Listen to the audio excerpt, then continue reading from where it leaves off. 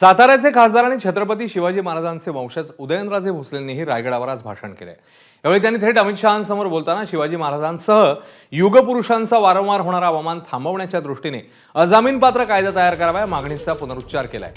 तसंच राज्यपालांचं निवासस्थान असलेल्या राजभवनात शिवरायांचं स्मारक व्हावं अशी मागणीही उदयनराजेंनी केली आहे। कायदा करण्याच्या मागणीला मुख्यमंत्री फडणवीसांनी दुजोरा देताना शिवरायांचं स्मारक अरबी समुद्रातच तयार करण्यासाठी प्रयत्नशील असल्याचंही सांगितलं।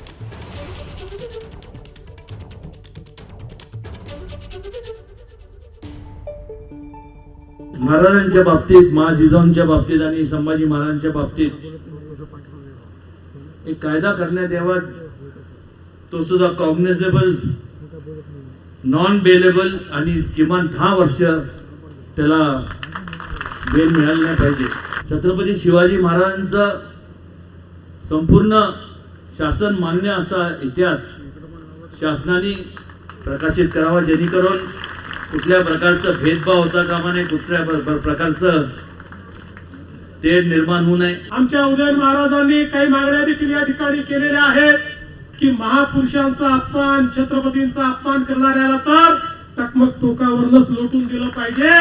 पण आपण लोकशाहीमध्ये आहोत, त्यामुळे लोकशाही अनुरूप या ठिकाणी नियम तयार करण्याचं काम आपण निश्चितपणे करू।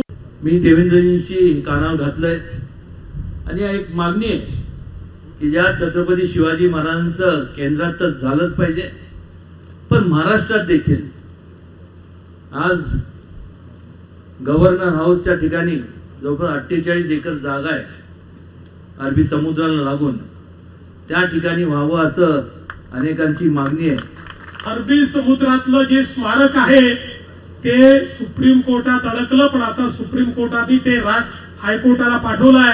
महाराज, आपण महाराजांचे मावळे आहोत, हार मानणार नाही।